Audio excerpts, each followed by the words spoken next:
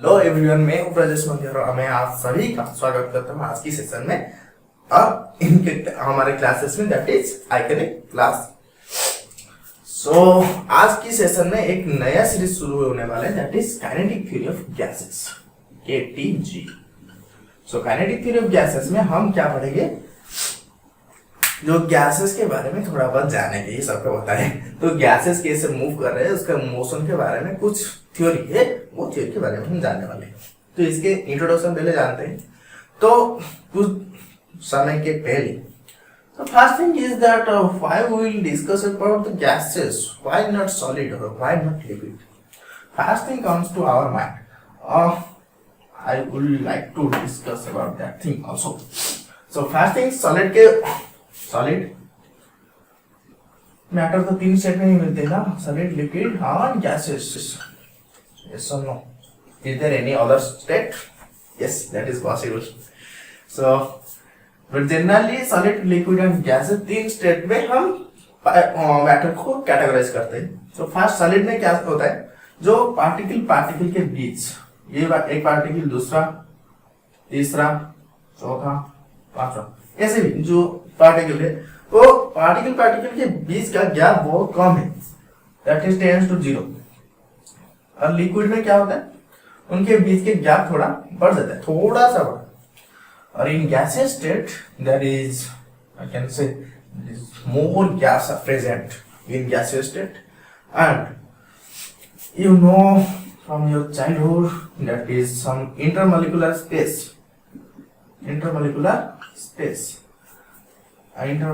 space, yes, I am representing that. So solid में क्या होगा, वो इंटरमोलिकुलर स्पेस वो बहुत कम होगा कंपैरेटिवली लिक्विड और गैसेस। सो ये आप चेक कर सकते हैं, एक पार्टिकल ये है, दूसरा पार्टिकल ये है, दोनों के बीच में कोई भी गैप नहीं है, मतलब दोनों क्लोजली पैक्ड है। In liquid there is so little bit gap, और in case of gaseous state there is थोड़ा ज्यादा गैप है। और next point, intermolecular force, IF of attraction. This is also known by you, but I am just trying to recall you. Solid के case में क्या होता है, जितने भी पार्टिकल है एक दूसरे को अट्रैक्ट करने लगते हैं, एक दूसरे को बार बार एक टाइप का फोर्स पकड़ते, वो फोर्स का नाम है intermolecular force of attraction. So in case of solid you can say the force of attraction should be greater, very very greater, that's why there is very less gap. So I can write the intermolecular force is greater than liquid. Intermolecular force of liquid, it is also greater than the gaseous state. ठीक है, ये था मुद्दा class back का। तो इसीलिए क्या होता है कि जो गैसियस स्टेट है उनके बीच के कोई फोर्स नहीं पड़ता है, ये जो इंटरमोलिकुलर फोर्स ऑफ अट्रैक्शन है वो थोड़ा कम हो जाता है, इसीलिए वो जो गैसेस के पार्टिकल है वो इजीली मूव कर सकते हैं। Second thing, there the distance between two consecutive particles is very very large. There are no other states, so we are going to discuss about the gaseous state. Next thing, तो जब हमारा discover हुआ था matter के बारे में थोड़ा बात बोलता हूं। जब मैटर के सबसे स्मॉलेस्ट पार्टिकल को डिस्कवर किया था, किसने किया था, जॉन डाल्टन ने। सो इन 1803 किसने किया, डाल्टन, पार्टिकल के बारे में, जो स्मॉलेस्ट पार्टिकल है, आटम के बारे में डिस्कवर किए थे। तो उसके बाद जब हमें लगा कि आटम जैसा कुछ चीज है तो सॉलिड में भी प्रेजेंट होगा, वो लिक्विड में भी प्रेजेंट होगा, गैसेस में भी प्रेजेंट होगा। तो सॉलिड के केस में आगे बहुत सारे चीज, लिक्विड में जो पार्टिकल है वो आटम है, आटम के अंदर के सब एटॉमिक पार्टिकल भी डिस्कवर हुए, जैसे कि इलेक्ट्रॉन, प्रोटॉन, न्यूट्रॉन, वो सब भी डिस्कवर हुए। उसके बारे में कोई चर्चा नहीं है। हमारा चर्चा मुद्दा इस बात के है, जो पार्टिकल आटम है वो आटम मॉलिक्यूल फॉर्म किया, फिर मॉलिक्यूल क्या क्या मोशन कर रहे हैं, वो मोशन के बारे में हमें जानना था। 1803 को इसने थ्योरी दी कि आटम जैसा कुछ है। फिर क्या हुआ, मॉलिक्यूल आए, मॉलिक्यूल क्या करने लगे, मोशन करने लगे। वो मोशन जब करने लगे उसके बारे में एक थ्योरी आया कब, 1873 को। 1873 क्या लिखिए अभी। तो इस साल क्या कुछ हुआ कि दो साइंटिस्ट आए उभर के, मैक्सवेल एंड बोल्ट्जमैन, ये दोनों क्या करने लगे कि ये जो पार्टिकल मोशन कर रहा था उसके रिलेटेड एक थ्योरी छाप लिया। क्या था थ्योरी में आज पढ़ने वाले हैं। तो ये दोनों का कंट्रीब्यूशन थोड़ा ज्यादा था। ये जो काइनेटिक थ्योरी ऑफ गैसेस में कुछ पेपर वगैरह भी पब्लिश कर लिए थे। तो गैसेस में क्या होता है, जो पार्टिकल, जो आटम का मॉलिक्यूल था वो मूव करने लगा। तो मूव कैसे करते हैं, क्यों करते हैं, उसके रिलेटेड वो पार्टिकल का प्रेशर क्या होगा, फोर्स कैसे पड़ेगा, वो जो कॉलिजन होगा वो कैसा होगा, इसके बारे में स्टडी की थी इन दोनों ने। इन दोनों का कुछ स्टैटिस्टिक वगैरह भी था, मैक्सवेल बोर्ड्स में स्टैटिस्टिक वो कहते हैं, उसके बारे में तुम फर्दर हायर क्लासेस में जानोगे, उसके बारे में मैं डिस्कस नहीं करना चाहता। तो चलते हैं आगे। अब पढ़ेंगे क्या, postulate of kinetic theory of gases. Postulate क्या होता है पता है किसी को? पोस्टुलेट वो होता है जो सटीक होता है रोज थ्योरी के केसेस में। It should be done, it should be followed. So kinetic theory of gases का कुछ पोस्टुलेट होता है। वो पोस्टुलेट में क्या क्या था, जैसे कि न्यूटन लॉज ऑफ मोशन, कुछ नया चीज नहीं है, न्यूटन लॉज ऑफ मोशन में भी था। क्या था कि जितने भी पार्टिकल है, this should be particle should be present in inertial frame, means I can say the जो फ्रेम मूव कर रहा था that should be inertial, should be oscillation should be zero। तो आपको पता ही होगा। तो इस केस में ही न्यूटन लॉस एप्लीकेबल है, अदर केसेस में एप्लीकेबल नहीं है। फास्ट तो ऐसे ही कुछ पोस्टुलेट आप समझ लो। तो ये जो काइनेटिक थ्योरी ऑफ गैसेस है इसमें भी कुछ पोस्टुलेट था।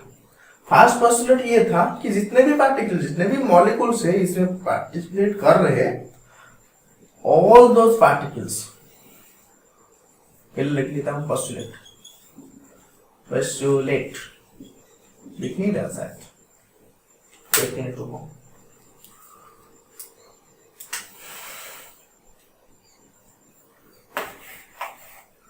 तो postulate क्या है?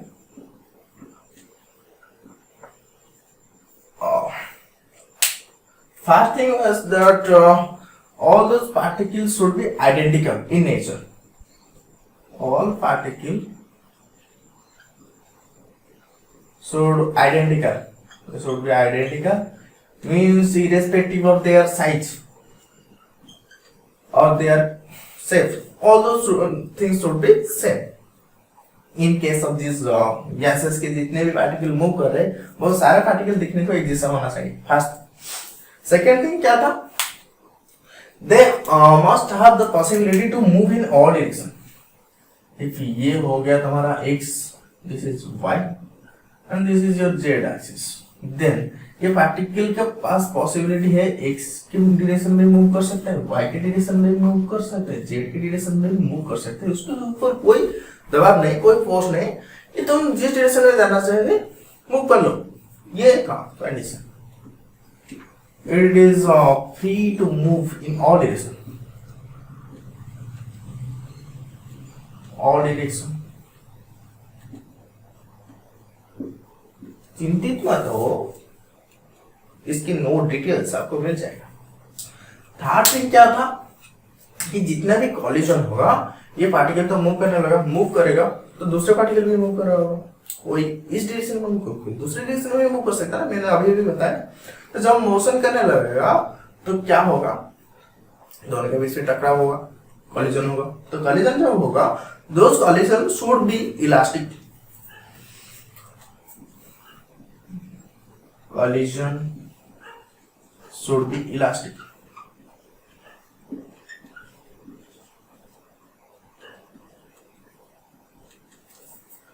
तो जितने भी कॉलिजन होगा वो सब कॉलिजन इलास्टिक होना चाहिए, चाहे वो पार्टिकल पार्टिकल के बीच का इंटरेक्शन हो या फिर वो पार्टिकल और वॉल के बीच के इंटरेक्शन हो। वॉल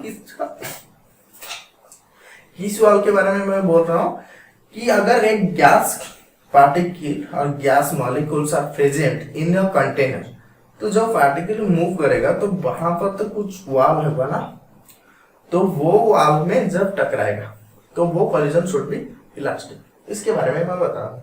अगर तुम घर में हो तो घर के दीवार में वो टकराया तो वो कॉलिजन भी इलास्टिक होना चाहिए, ये बता रहे हैं, कोई नया चीज नहीं, डरो मत उससे। उसके बाद जितने भी साइज है, ये जो पार्टिकल का साइज है, अगर ये एक पार्टिकल है, थोड़ा बड़ा बना देता हूं, अगर ये एक पार्टिकल है, ये दूसरा पार्टिकल है, इन दोनों के बीच के जो गैप है, ये gap, this gap should be greater than the size of particle. तो ये गैप को मैं क्या बताऊं, mean free space, mean free space that should be greater than the size of particle, size of particle, particle। तो particle का size जितना होगा वो बहुत कम होना चाहिए दोनों के, दो पार्टिकल के बीच का मीन डिस्टेंस के बाद, क्योंकि जब वो कॉलिजन होगा तो पार्टिकल यहाँ पर आ जाएगा ना, दूसरा पार्टिकल दोनों आइडेंटिकल होना चाहिए, एक जैसे दिखना चाहिए नहीं। तो यहाँ पर डिस्टेंस कम है, यहाँ पर डिस्टेंस ज्यादा है। अगर मैं मीन नहीं करूंगा तो दोनों डिस्टेंस को मिलाऊंगा 2 से डिवाइड करूंगा, 3 पार्टिकल है तो 3 डिस्टेंस को ऐड करूंगा, 3 डिवाइड करूंगा ऐसे। तो that is your mean free space. फिर एक और चीज, they can be move in all direction, Newton laws should be applicable in this, Newton laws applicable. एक और चीज था, जब कॉलिजन हो रहा है उसके बगैर कोई अदर टाइम में एक दूसरे के ऊपर कोई फोर्स नहीं पड़ेगा। First thing, during collision there will be only force, otherwise there will be no force acting on other party. शायद नहीं था।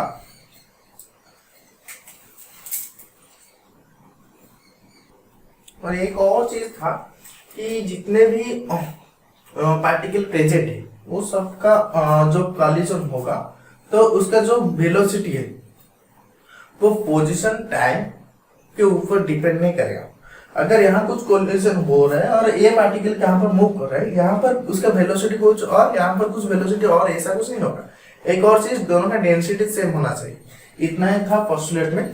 तो इसके डिटेल्स नोट में ट्राई करूंगा डिस्क्रिप्शन या फिर कमेंट सेक्शन में आपको देने के लिए। फिर आगे जाने से पहले ये जो लॉ था, ये इसके पहले से जितने भी लॉ थे गैसेस लॉ उसको फॉलो कर रहा था। तो ये क्या कर रहा था, इसके पहले जितने भी लॉ थे गैस लॉ थे, first thing was your Boyle's law, Charles law and Avogadro's law, Avogadro's law. ये जितने भी लॉ थे, जो जितने भी हमारा क्या गैस लॉस थे, ये सारे लॉस को फॉलो कर रहा था। कैसे कर रहा था, हम जब पार्टिकल का ग्राफ ड्रॉ किए तो हमें पता चला कि ये पार्टिकल क्या कर रहा है, ये जो थ्योरी क्या कर रहा है, ये जो लॉ को सेटिस्फाई कर रहा है। मैं एक बार फिर से आपको रिकॉल करा लेता हूँ कि गैस लॉस क्या है। आप पढ़े हो, मुझे पता है केमिस्ट्री में, फिर भी एक बार बता लेना चाहता हूँ। तो बॉयल्स लॉ क्या है, that is P is your inversely proportional to volume or pressure, inversely proportional to volume at constant temperature। Charles law क्या था, at constant pressure volume is directly proportional to temperature constant pressure। Avogadro's law क्या था, volume is directly proportional to किसके साथ, number of particle present in the container, so at constant pressure at time। Okay, तो ये तीनों को अगर मैं मिला लूं तो मुझे क्या मिल जाएगा, आइडियल गैस लॉ का इक्वेशन। तो वो क्या था, PV is equals to nRT। तो P क्या है, प्रेशर, V क्या है, वॉल्यूम, N क्या है, number of moles of particle present, T is your kelvin, temperature का यूनिट है केल्विन, केल्विन स्केल में है इसीलिए मैं लिख देता हूं temperature in kelvin. So R का यूनिट एक अच्छा खासा क्वेश्चन हो सकता है। तो आर का यूनिट क्या है, आर का यूनिट होगा कितना, टेम्परेचर केल्विन यहाँ पर चला जाएगा, प्रेशर और वॉल्यूम दोनों का क्या यूनिट होगा, ये एक जूल हो जाएगा, वाटर मैं बोल सकता हूँ। तो इसका यूनिट होगा क्या, joule kelvin inverse mole inverse, ये था आर का यूनिट। तो आगे चलते हैं। तो अब चलिए डिस्कस करते हैं हमारा क्या, प्रेशर के बारे में इक्वेशन डिराइव करते हैं, प्रेशर का फॉर्मूला। तो एक कंटेनर लेते हैं, अच्छा खासा डेरिवेशन है प्रेशर का फॉर्मूला जो ये है तुम्हारा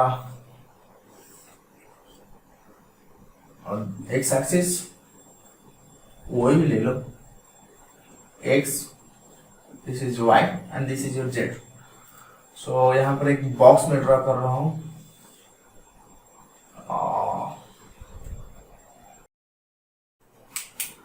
there is your particle contained in the box.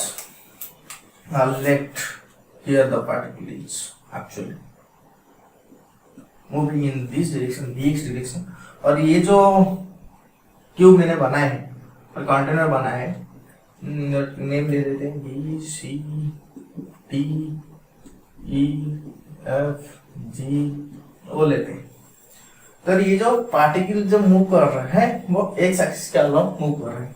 First thing, second thing क्या है, ये दोनों के बीच का जो लेंथ है सी और डी, और ये एक क्यूब है इसलिए सारे साइड इक्वल होना चाहिए। That should be I have taken it is as L. तो फर्स्ट थिंग क्या लेते हैं, the particle present inside the box is moving along the x direction and it is also present in the container that having length is l unit। so मैं लिख सकता हूँ उनका velocity क्या होगा, that is vx am written here। तो vx क्या है, ये जो पार्टिकल मूव कर रहा है इस x एक्सिस की डायरेक्शन, सिर्फ वन डायमेंशन के बारे में अभी बता रहा हूँ, फिर बाद में हम डिराइव करने के टाइम 3 डायमेंशन में आएंगे। जब एक्स डायरेक्शन में मूव कर रहे हैं आगे, तो उनके बीच का गैप क्या है, एल, उसके बारे में जानेंगे फिर। तो पहले लेते हैं, लेट इसका मास है क्या, M, mass is equal to L, छोटा पार्टिकल है फिर भी उसका मास है, नेग्लेक्ट तो नहीं कर सकते। फिर आया चीज क्या, उनका मोमेंटम क्या होगा, टी, मोमेंटम भी लिख लेता हूं, momentum P is equals to mvx। तो डेल पी क्या हो जाएगा, अगर ये पार्टिकल यहां से मूव कर रहा है एक्स एक्सिस के अलॉन्ग, यहां तक आया, यहां पर कॉलिजन होगा फिर वापस आ गया, तो डेल पी और आई can say that is net P क्या होगा, एक्स एक्सिस के अलॉन्ग गया mvx, फिर वापस आया कहां तक, ओ ओरिजिन तक। सो मैं माइनस करूंगा किसको, फिर नेगेटिव एक्स एक्सिस की डायरेक्शन में मूव करे तो क्या हो जाएगा, minus mvx, yes, minus mvx, ठीक है। तो mvx माइनस माइनस mvx, तो क्या हो जाएगा ये 2mvx, ठीक है। तो मोमेंटम क्या होगा, डेल्टा पी, और change in momentum is your 2mvx। तो फिर देखते हैं अब टाइम कितना लगेगा, टाइम टी टेकन, तो O2 कहां जा रहा है, E तक, ABCDE लिख सकता हूं, OE, दैट शुड भी कितना होगा, अगर ये डिस्टेंस A है, L है, लेंथ, तो ये हो जाएगा L बाय Vx, ठीक है। अगर पार्टिकल यहां से यहां तक मूव किया और यहां से फिर वापस आ गया तो टाइम कितना लगेगा, 2 times L by Vx, delta T.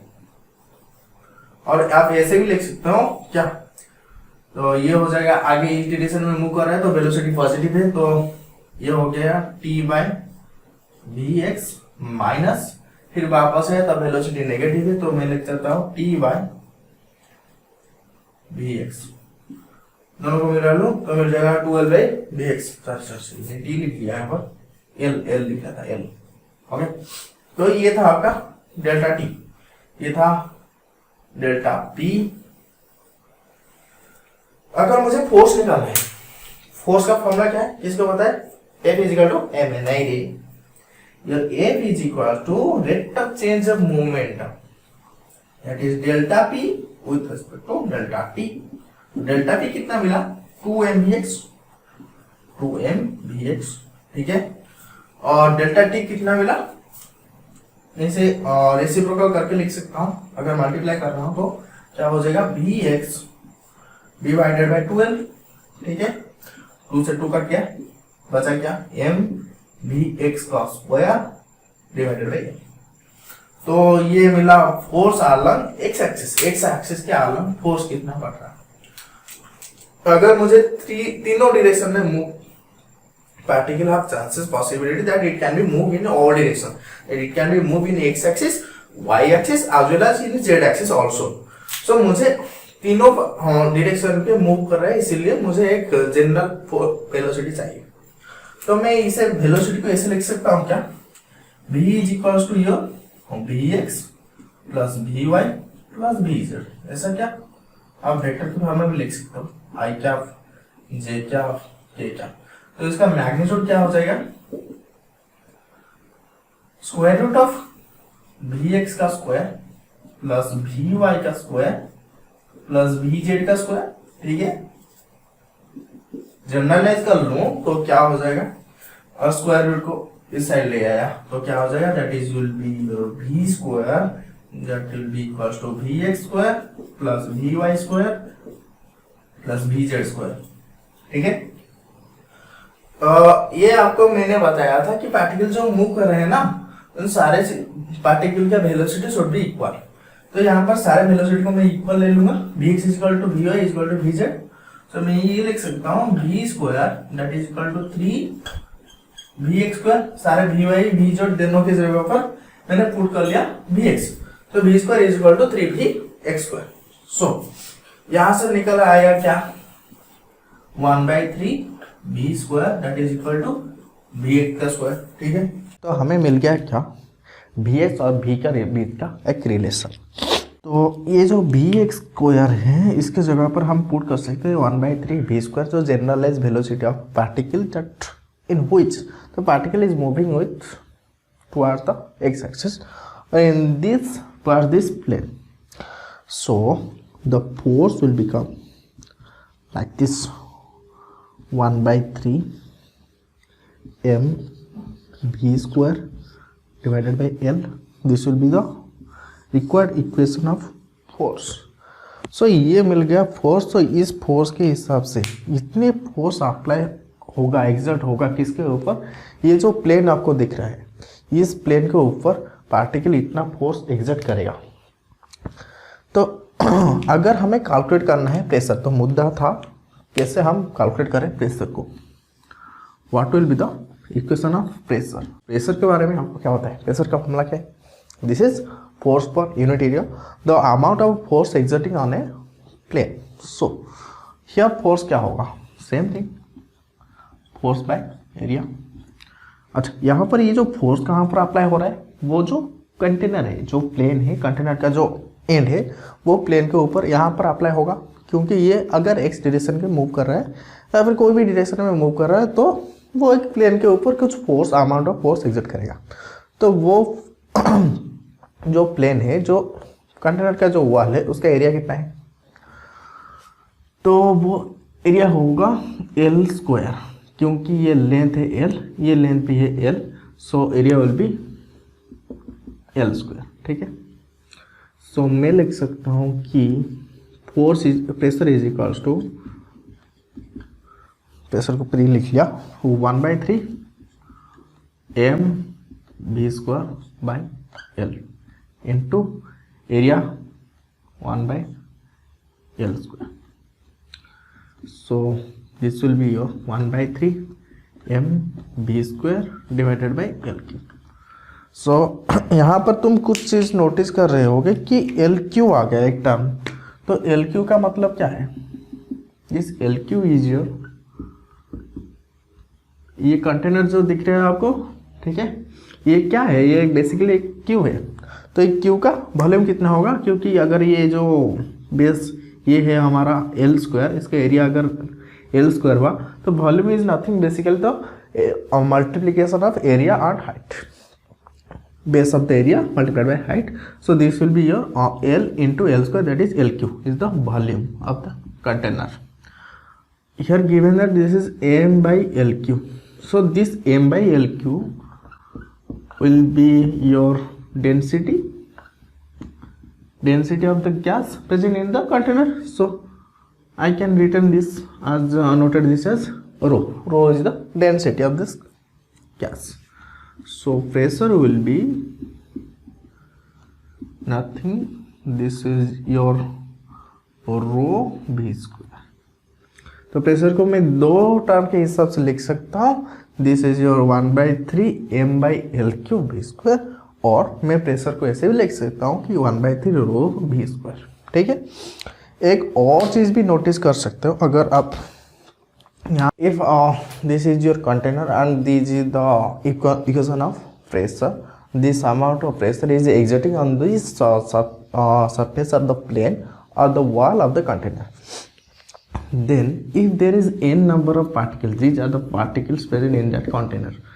So if there is n number of particles are present, then if I will multiply this n in here and I will divide the same number, then what we will get? 1/3 rho n v square divided by n. So this v square is nothing, this is the summation of v square. What I am writing, or this is the sum of v square, or I can say that v square जितने भी particle है सारे particle का velocity का square है. यहाँ पर अगर दो पार्टिकल है, दोनों पार्टिकल का वेलोसिटी का स्क्वायर का सम है. So this is nothing v1 square plus v2 square plus v3 square up to vn square.